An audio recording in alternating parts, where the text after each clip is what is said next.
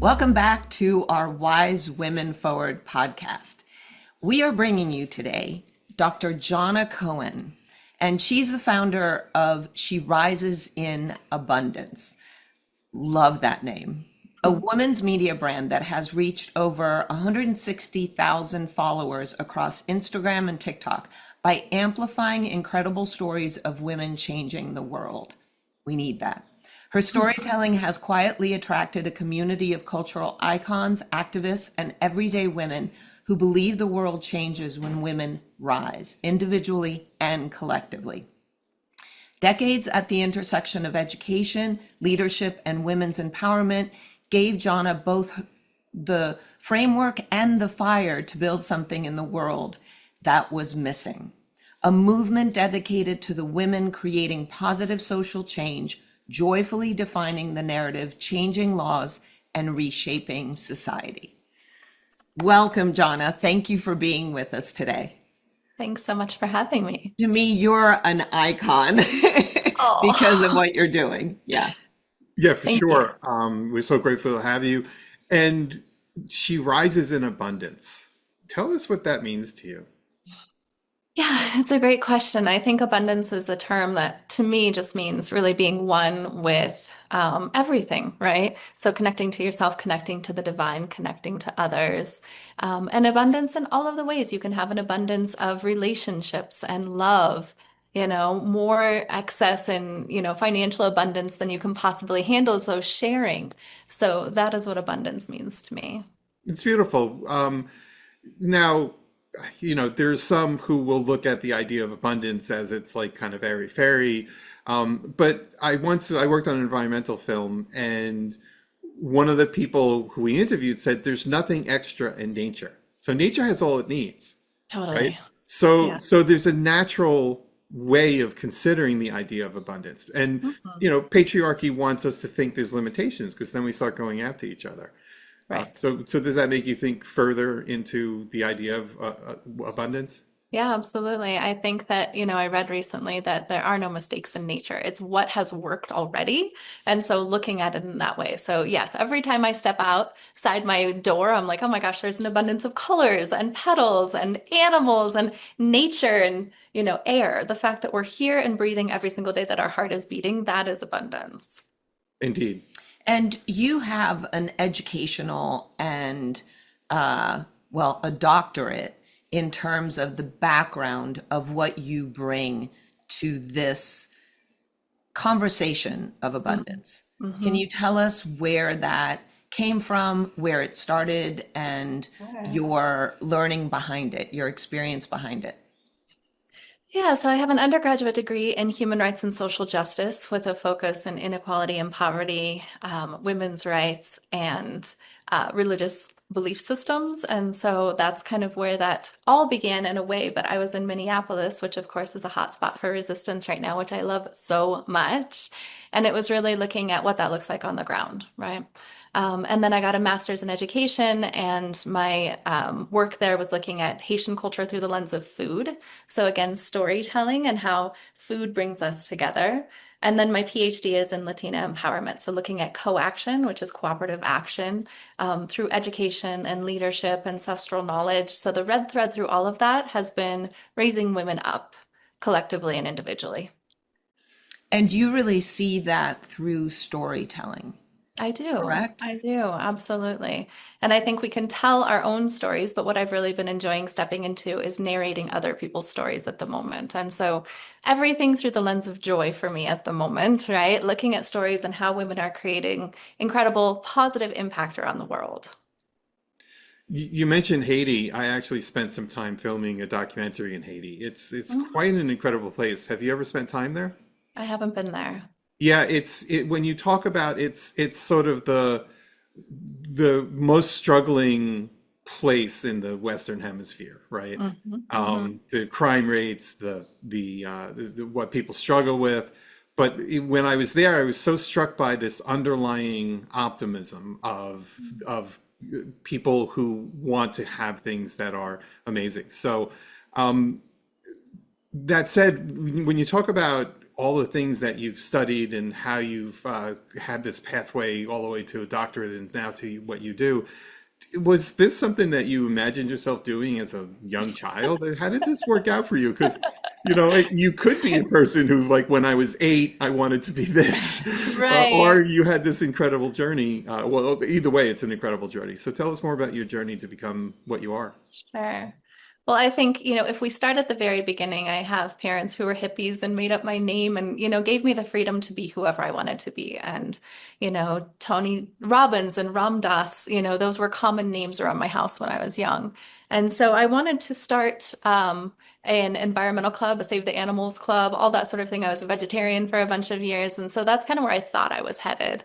But the more I learned, the more I felt like it's okay to just say, I don't know. And I still don't know what I'm going to be when I grow up. And I feel like I'm really embracing that.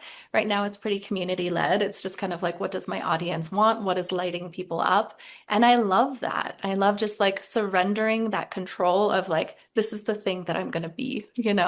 So it's just a journey and I'm really enjoying every day. So I love, again, the fact that you're using storytelling. And in our film, we talk about how we came around and kind of sat down more around fire. And fire allowed us to also have time that we were bored because we would stay up beyond when the sun went down. And what do you do around a fire is you start talking and it becomes Do you scroll through storytelling. TikToks when you're? No, not a few million years ago. That wasn't working. So the TikToks were each other. Yeah. You scroll through You look each at your other's neighbor. stories. Yes. What have you found is really creating community around those stories? Yeah, it's a great question. And I think since COVID, I think COVID broke us in so many ways. I don't know what your experience of it was, but I've heard recently that people hug a lot less than they used to.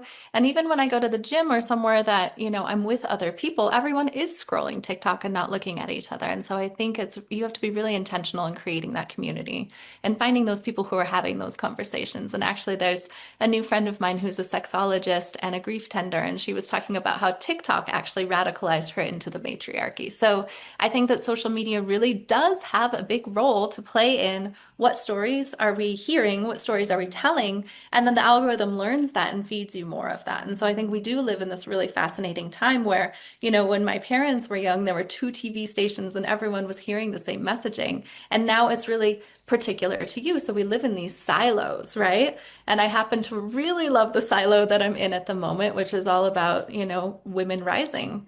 And so I loved so much your documentary about that as well, especially stepping into this perimenopausal phase in my life where I get to, let go of so many expectations that I was holding. I don't know about you guys, but again, for me, my algorithm is showing me all of these women who are being really unapologetic in the way that they look and the way that they act and putting down the expectations of looking like a teenage girl for the rest of your life, or that's what beauty is.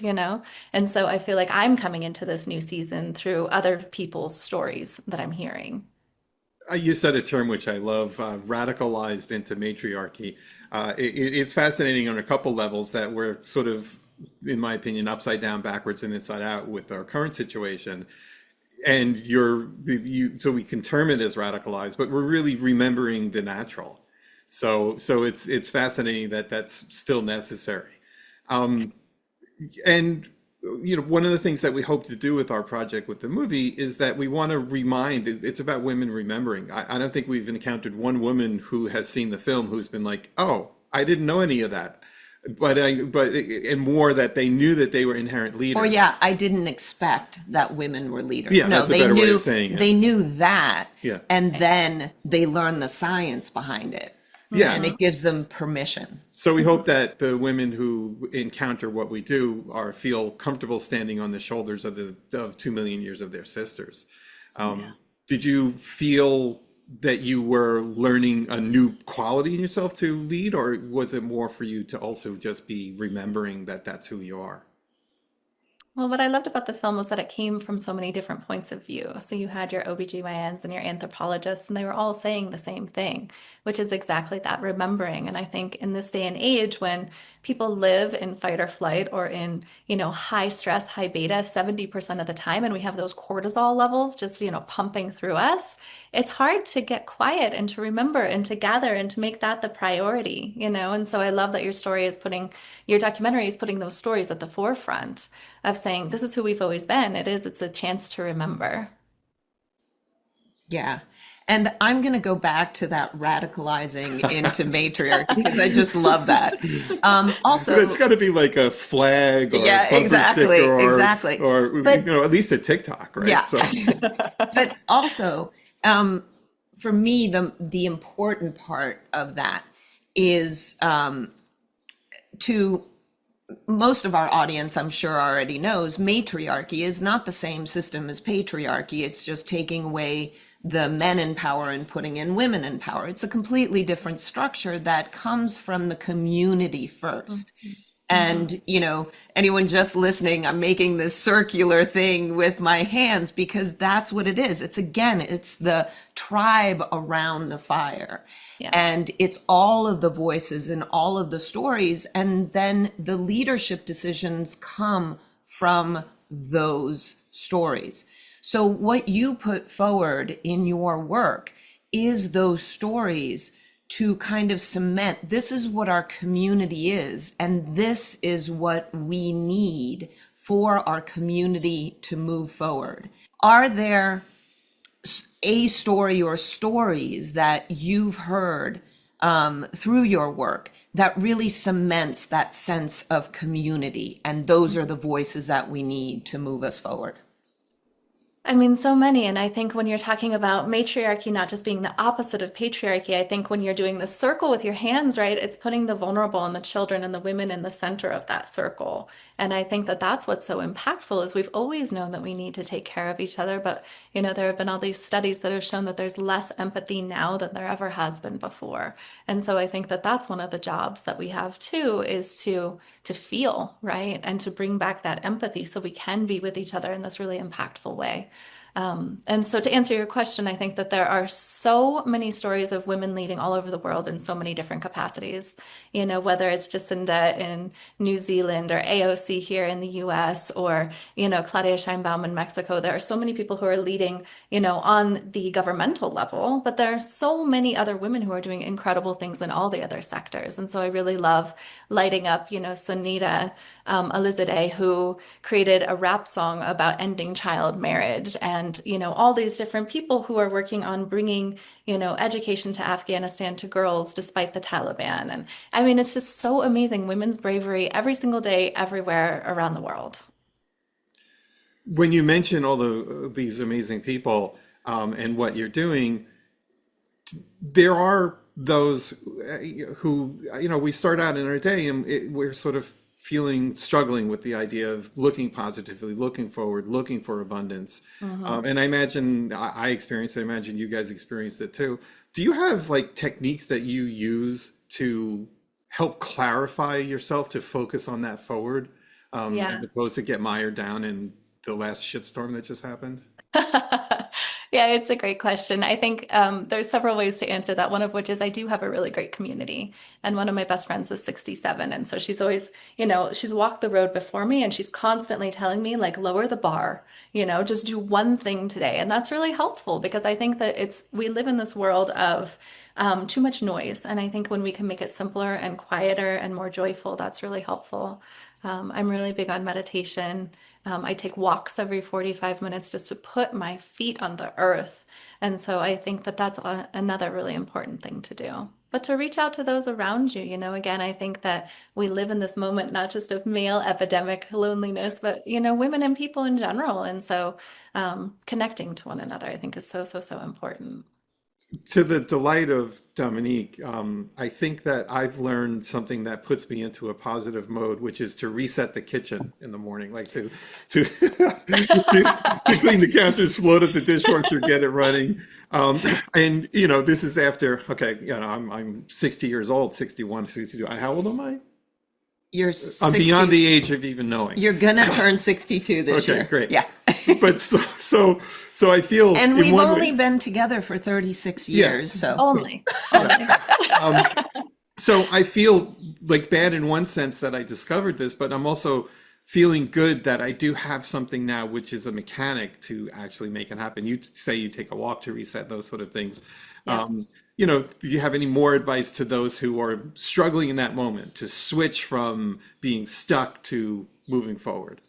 Yeah, it's a great question. I mean, I think that finding like-minded people, getting radicalized into matriarchy, there are so many of us. And when you start to kind of like see the unseen architecture and the blueprint below, there are so many women who are fighting for the same thing. I mean, just last weekend, Rosie O'Donnell and Melissa McCarthy both started following me, and I was just like, they're part of this matriarchy. They're part of, so it's happening at all the levels. It's happening at the celebrity and the activist and the governmental level, and again, just people all over the world. So I think that really energizes me to know that this conversation is not just pockets of people, it's really like this growing network, which I think is really exciting.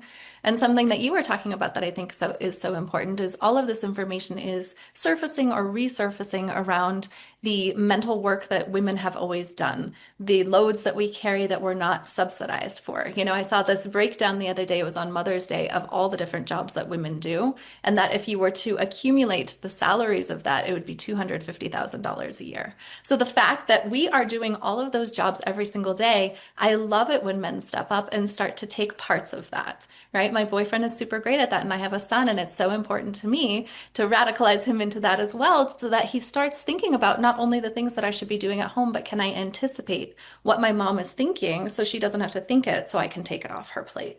And so I am really grateful to, boys and men who are in this space who are also, pushing forward the matriarchy. yeah. Yeah. I'm with you on that. So, in positivity, and our podcast is called Wise Women Forward, and that's also our positivity. And I use what you put out into the world quite often in the morning to get me into that, no, we can do this. And there is a community of us.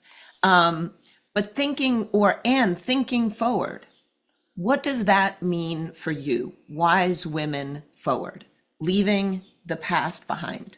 Mhm.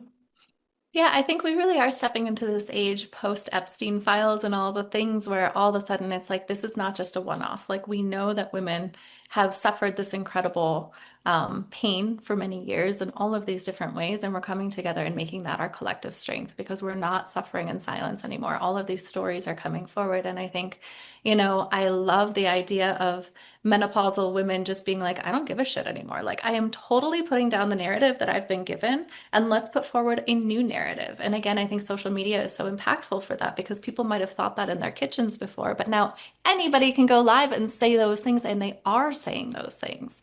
And so I think, to your point, Dominique, waking up every single day, it's like brushing your teeth. Like, I have to repopulate my world with joyful narratives. I listen every single morning to Abraham Hicks or Stories of Transformation or whatever the thing is, because I have to get my mind right every single day. It's a practice. It's not just a lived reality. Yeah, it's a practice. Yes. We think about that. You go for walks and we exercise, and we know that it's a practice if we want to get our body in shape. And we forget that our thoughts, our brain it's not a muscle, but it works that way, where that's also a practice. So getting your thoughts right, that's a Yeah, great way of moving forward. Yeah. absolutely. Is there a question that we didn't ask you that you wish we had? Something that you want to say about your work or anything that we missed? Yeah, it's a great question. I think, just kind of piggybacking off of what you said, I'm a big fan of Dr. Joe Dispenza, and we talk a lot in that work about, getting up as if your prayers are already answered. And I think that that's such a beautiful way to navigate the world. And I really believe that when I get in my heart and I get in that, in the quantum or whatever you want to call it, playfulness and curiosity are the frequencies of the universe. And so tapping back into that, right? And so there's the lived 3D reality, and then there's, the possibility to create a new world. And so I love that, Aaron Hadi Joy talks about it like there's a world that's quietly coming to the surface, and all of us get to be a part of that. And so I would just love to join together with people in person and, online to continue bringing the matriarchy forward.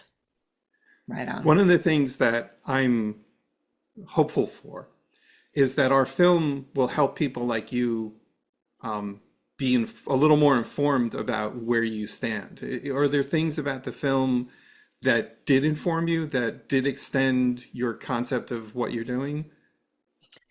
Yeah, I think what was really interesting to me was like, I didn't realize the hormones that were controlling me until they didn't anymore. And what's on the other side of menopause being so joyful. And just, again, my best friend is 67. I watch her just saying, I don't give a shit. Like, I'm not going to live in this tiny box that's been assigned to me. And I didn't understand how she got there from where I was a few years ago. And now I'm transitioning into that. And I'm like, this is freaking great. Like, I wish I had always known this, And so, I think it's so amazing to think that there might be women and men who are in, the OBGYN space and all that sort of thing that are bringing women who are in their teens and 20s and 30s up to speed with what's going to happen later in life. Because I think that's really important. And it's this huge gap right now between where you are and then dreading the idea of getting older. And in fact, flipping that script and being like, it's freaking phenomenal, right? It's just so exciting and something to look forward to. Yeah, actually, estrogen, because of all of the conversation about hormone therapy, which is a therapy that is working right now, so good for that. But estrogen is getting this, yay, it's so good, it's good for your bones, it's good for this, it's good for that. And nobody is saying, yeah, it also makes you malleable, and it also kind of ties your tongue and keeps telling you don't rock the boat. So what I love about my a lot less estrogen or barely any now is tongue is untied, I'm rocking the boat, and I don't care. And I love that as well, because the system we're in right now suppresses men who want to be in service. And you sound like you have a son who is figuring that out, and a boyfriend, right? So that untied tongue gets us into line. Look, I empty the dishwasher and fill it more routinely. So thank you for making me realize that. It's a beautiful thing that I would have probably not discovered. Right. Exactly. I Exactly. can't imagine how your relationship has evolved over 36 years. What have you seen change? Oh my God, what haven't we seen change? And we went through 5 years of infertility, which can sometimes shake a relationship past health. With, at the end, just listening to myself and finding a doctor who actually listened to me and finding something very simple and actually having our daughter naturally. And I'll add something that's a beautiful realization. Today, after we finish with you, we have to drive to Rhode Island, which is about a 3-hour drive. So we're going to be in the car for 6 hours. They're proclaiming our movie at the Rhode Island State House. Exciting. So it's being introduced by Lori Oso, Senator Lori Oso. But the thing that I said to our daughter last night was, I said, Dominique and I are going to spend 6 hours in the car today. And I'm looking forward to that, because every time I get to spend that kind of time with her, we talk and I learn something and I grow as a person. And when I was younger in the relationship, you sort of, 5 years in, you're like, am I going to run out of things to talk about? Yeah. And no, it's like so amazing how we keep bringing and moving each other and falling more in love. So I'm Jonna's a big awesome because recommendation of she's that. creating us to be the storytellers in this. This is awesome. Yeah. Yeah, the thing that I would say about our relationship is who we fell in love with all the way at the beginning, who we saw inside at the core of each other, we've been uncovering together. And so we're closer and closer to the best parts of ourselves. Yeah. And we've helped each other become that. How beautiful. Just deepening into that love and that relationship and Yeah. the authenticity. Yeah. So I Yeah. Yeah. think on the idea of deepening into love and relationship and community and abundance is a good place to close. Yes. So, Jonna, we're glad that you joined us. We're grateful for your time. We're going to have links to Jonna's socials in the description, also links to rent the movie and more information about us. So, thank you all for joining us, and we'll see you on the next one. Thank you.